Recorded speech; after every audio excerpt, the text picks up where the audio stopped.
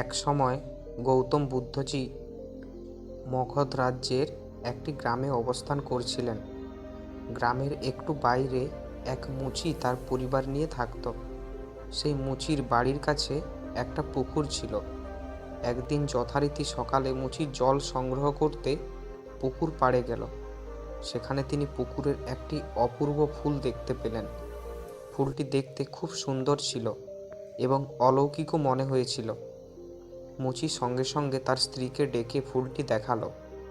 মুচির স্ত্রী ছিলেন আধ্যাত্মিক এবং ধর্মে বিশ্বাসী। ফুলটি দেখার সাথে সাথে সে বুঝতে পেরেছিল যে গতকাল গৌতম বুদ্ধ নিশ্চয়ই এখান দিয়ে গেছেন, তার মহিমায় এই ফুল ফুটেছে। ফুলটিকে অলৌকিক বলে বিশ্বাস করে মুচি একটি পরিকল্পনা করল। সে তার স্ত্রীকে তার পরিকল্পনার কথা জানায় যে সে এই ফুলটি রাজাকে দেবে এবং তার কাছ থেকে অনেক স্বর্ণ মুদ্রা নেবে। তার স্ত্রী মনে করতেন এই ফুল তাদের কোনো কাজে আসছে না। রাজাকে দাও, অত্যন্ত কিছু টাকা তো রোজগার হবে। স্ত্রীর সম্মতির পর মুচি রাজপ্রাসাদের দিকে রওনা হলেন। রাজপ্রাসাদে যাওয়ার পথে তিনি একজন ব্যবসায়ীর সাথে দেখা করেন এবং মুচির সাথে একটি ফুল দেখে থামেন। মুচিকে জিজ্ঞেস করে, ভাই, এই ফুলগুলো কোথায় নিয়ে যাচ্ছ? মুচি বলে, আমি এই ফুল নিয়ে রাজার কাছে যাচ্ছি। এটা রাজার কাছে পেশ করে আমি রাজার কাছে যে পুরস্কার চেয়েছিলাম তাই পাবো।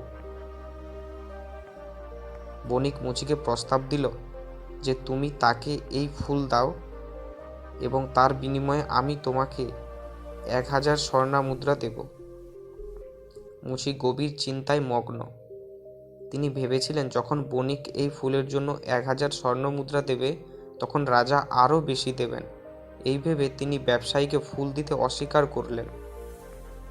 কিছু দূর যেতেই তিনি দেখলেন পথে এক রাজা আসছেন, যিনি গৌতম বুদ্ধকে দেখতে যাচ্ছিলেন। মুচির হাতে ঐশ্বরিক ফুল দেখে রাজাও বিস্মিত হলেন। রাজা মুচিকে ফুলের বিনিময়ে 1000 স্বর্ণ মুদ্রা দিবে বললেন। কথা শুনে মুচির মনে একটা অদ্ভুত চেতনা এলো, আর রাজাকে ফুল না দিয়ে সোজা মহাত্মা গৌতম বুদ্ধের কাছে ছুটে গেল। মুচিকে দেখে মহাত্মা বুদ্ধ বিস্মিত হলেন। মুচিকে জিজ্ঞেস করলেন। মুচি পুরো ঘটনাটা খুলে বলল।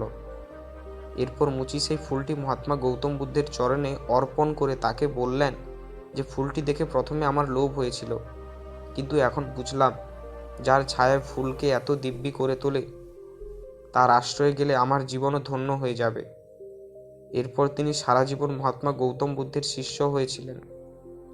গল্প থেকে আমরা এটাই শিখলাম, আমাদের জীবনে অনেক কিছু আমাদের আকর্ষণ করে, কিন্তু আমাদের তাদের লোভে আটকা পড়া উচিত নয় এবং জীবনের সঠিক পথ বেছে নেওয়ার জন্য আমাদের জ্ঞান ব্যবহার করা উচিত।